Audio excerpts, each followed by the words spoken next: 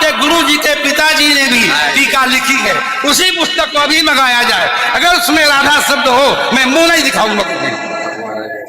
ऐसा हो ही नहीं सकता, अर्थ का अनर्थ।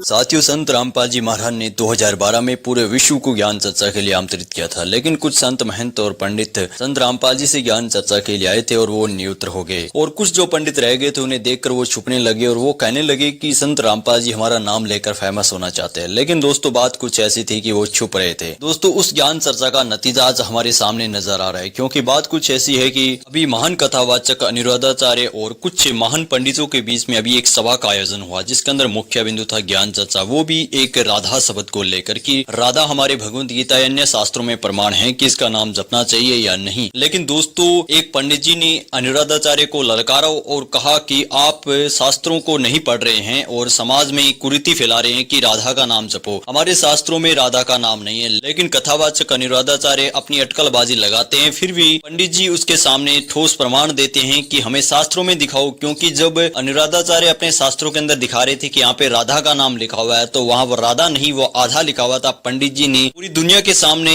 अनिरुद्धाचार्य को कहा कि आप शब्दों का सही पढ़ना सीख ले पहले, फिर ज्ञान चर्चा करें या फिर समाज में शिक्षा फैलाएं। जी दोस्तों, ये वीडियो देखिए और जानिए कि संत रामपाल जी महाराज का ज्ञान कैसे शिखर पर आएगा। जब तक ये पंडित लोग ही संत रामपाल जी महाराज के ज्ञान को इस तरह नहीं फैलाएंगे कि शास्त्रों के अंदर क्या मंत्र है, क्या विधि है भगवान की जपने की, तो तभी संत रामपाल जी का ज्ञान शिखर पर चढ़ेगा। इसका प्रमाण आपके सामने है, देखिए दोस्तों वीडियो। विश्वनाथ चक्रवर्ती बता दे, अनुचार प्रकाश का बता दे, चूड़िकाकार बता दे, और छोड़िए उन बातों को। आपके गुरु जी के पिताजी ने भी टीका लिखी है, उसी पुस्तक को अभी मंगाया जाए। अगर उसमें राधा शब्द हो, मैं मुंह नहीं दिखाऊंगा कभी। ऐसा हो ही नहीं सकता, अर्थ का अनर्थ है। नहीं, हमको कष्ट यह है कि हमको बोलना पड़ा बीच में, क्योंकि अगर अनिरुद्धाचार्य की जगह ये बात और कोई बोलता तो मैं कतई नहीं बोलता। देखिए, अनिरुद्धाचार्य जी इस समय टीवी पर छाए हुए हैं, लाखों लोग इनको सुन रहे हैं, तो ये तो यही समझेंगे ना कि अनिरुद्धाचार्य बोल रहे हैं। इसलिए आपके द्वारा कोई अपशब्द नहीं निकलना चाहिए। मैं आपसे वंदन करता हूं, कभी कोई अनर्थ करना हो तो विचार करके करिए। मैं और कोई बात नहीं, सबको क्षमा मांगता हूं। भागवत जी के अष्टम स्कंद के 10वें अध्याय में लोग कहते हैं भागवत जी में राधा का नाम नहीं है, राधा का नाम नहीं है। ये लोग गलत कहते हैं, जो भी कहता है गलत कहते हैं। लिखा हुआ है, मैं आपको श्लोक दिखा रहा हूं। भागवत जी के 8वें स्कंद के 10वें अध्याय में श्लोक नंबर 40 है, लिखा है उद्यतायुध दौरदंडई राधावंतो भटान मृधे। राधावंतो लिखा, स्पष्ट लिखा गुरुजी। ऐसा है, नाश मत करिए।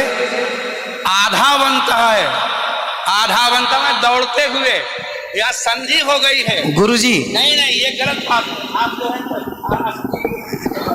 उच्चता उठाई आयुधों को लेकर के आधावंत। गुरुजी गुरुजी गुरुजी गुरुजी गुरुजी, हम तो आपकी दास हैं। मत कीजिए ना। हमारे गुरुजी कहते हैं ना ना गुरुजी, इसका अर्थ तो सुन लीजिए, इसका अर्थ तो सुन लीजिए।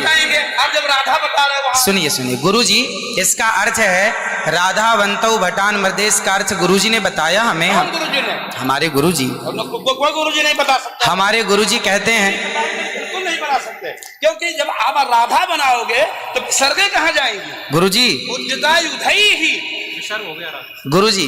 गुरुजी कहते हैं गुरु शब्द है। अब चलिए, भागवत जी में दूसरा है बधू। बधू प्रयोग हुआ है, बधू प्रयोग हुआ है। तो बधू का प्रयोग ये है कि वहां श्री राधा रानी का ही स्मरण है। नहीं, लोग कहते हैं राधा नहीं है, तो राधा जी का जिक्र तो कई जगह है। राधा पदवाच्य बधू, इसका अर्थ संकेत अर्थ हो या लक्ष्यार्थ हो और व्यंग्यार्थ हो, इन तीनों अभिधावृत्तियों के द्वारा राधा शब्द एक भी जगह भागवत में नहीं है। इसलिए जहां बधू शब्द है वहां भी अर्थ राधा है। जहां बधू है, ऐसे पानी का अर्थ जल भी होता है। जहां राधा है, जहां बधू है वहां राधा है। ऐसे थोड़े होता है। जहां आप जैसे लोग देखिए, आप विश्व हैं। हमारे गुरुजी ने बताया, ये हमारी क्या ताकत की हम बताएं? शब्द ही अर्थानाम अभिव्यक्ति। त्रिभिर्भवति। महाराज श्री अब इनकी बात सारा विश्व सुनता है। महाराज श्री गलती से बोले हमारी बात 20 आदमी सुनते हैं। महाराज जी जी सुनता है सारा विश्व। त्रिपाठी जी महाराज आचार्य जी आपके चरणारविंद में मेरा निवेदन है कि अरे आप हटिए सामने से। आचार्य जी आप हटिए भैया। अरे नहीं लेकिन ऐसा श्रीधर। आप विश्व को सुनाते हैं इसलिए कह रहा हूँ। श्रीधर जी नहीं तो गलत सुना रहे हैं। इन्हें हटाओ। कौन है? कोई गुरु नहीं बता सकता यार। चलो गुरुजन का हम चलते हैं अगर गिरिराज जी बता दें। आचार्य जी श्रीधर गुरुजी ने कहा है कि यहाँ जो राक्षस हैं वो राधा रानी का स्मरण करके, जो राक्षस हैं राधा रानी का स्मरण करके और युद्ध करने चले। जो राक्षस हैं भटान मर्धे जो है, गुरुजी ने बताया कि जो राक्षस लोग हैं वो किसका स्मरण करके युद्ध करने चले? श्री राधा रानी का। ब्रह्म वैवर्त पुराण के अनुसार राधा ही मूल आधार है। यहां तक कि राम में भी राधा छिपा हुआ।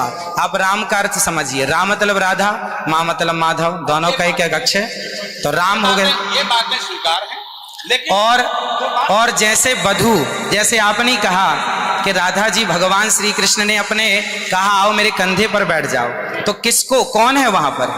राधा जी हैं। राधा जी हैं तो हैं, लेकिन वहां वधू है। याम गोपी गोपी मैंने अब कृष्णा। तो श्री राधा जी जिस गोपी को कहने का तात्पर्य यह है कि भागवत जी में कहीं राधा का अभाव नहीं है। भागवत जी में कहीं भी शब्दै ही अर्थानाम अभिव्यक्ति ही कई वृत्ति भवति। वृत्तयः कति संख्या का अभिधावृत्त्या लक्षणावृत्त्या व्यंजनावृत्त्या शब्दानाम अर्थस्य अभिव्यक्तिर्भवति। अस्ति कश्चन विद्वान् वक्तुं शक्नोति। महाराज जी आप दोनों के पावन चरणारविंद में मैं हाथ जोड़ करके निवेदन करता हूँ, मेरी बात सुन लीजिए। नहीं, आप तो मेरी गुरुजन है, गुरुजन है, मेरी- आप ही तो सिखाएंगे। मैं कह रहा हूँ अर्थ का अनर्थ क्यों सभा में करते हैं लोग? तुम पूरे विश्व को सुनाते हो। गुरुजी जो मेरे गुरुजी ने सिखाया वो मैं ये बोल रहा गुरु हूँ। सिखा ही नहीं सकते, आप अशुद्ध बोल रहे हैं बात। अभी श्री राधा और माधव जो राम नाम है, जो भागवत जी का अर्थ है। अब कोई पूछे कि राधा का अर्थ क्या है, तो राधा का अर्थ ही कृष्ण है, वो कृष्ण का अर्थ ही राधा है। तो राधा ही कृष्ण है और कृष्ण ही राधा है।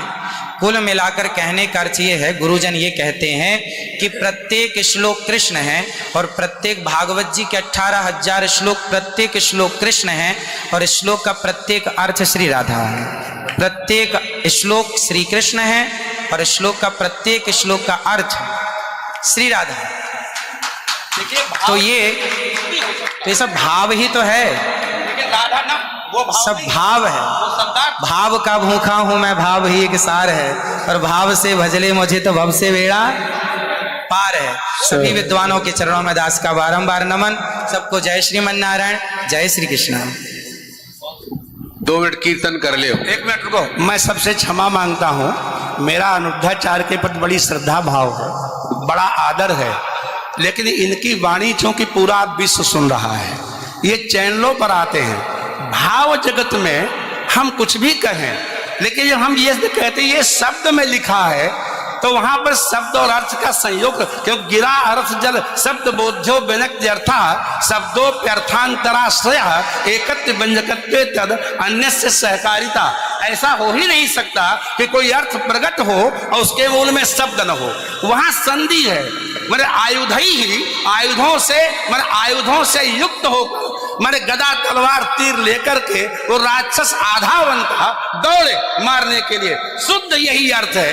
किसी अभिधा से, किसी लक्षणा से, लक्षणा तब होती है जब मुख्यार्थ का बाद हो। मुख्यार्थ का बाद हो ही नहीं सकता।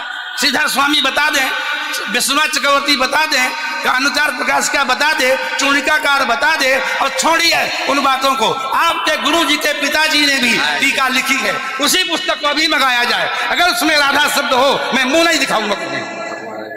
ऐसा हो ही नहीं सकता। अर्थ का अनर्थ। हाँ? नहीं, हमको कष्ट यह है कि हमको बोलना पड़ा बीच में, क्योंकि अगर अनिरुद्धाचार्य की जगह ये बात और कोई बोलता तो मैं कतई नहीं बोलता। देखिए, अनिरुद्धाचार्य जी इस समय टीवी पर छाए हुए हैं, लाखों लोग इनको सुन रहे हैं, तो ये तो यही समझेंगे ना कि अनिरुद्धाचार्य बोल रहे हैं। इसलिए आपके द्वारा कोई अपशब्द नहीं निकलना चाहिए। मैं आपसे वंदन करता हूं, कभी कोई अनर्थ करना हो तो विचार करके करिए। मैं और कोई बात नहीं, सबको क्षमा मांगता हूं।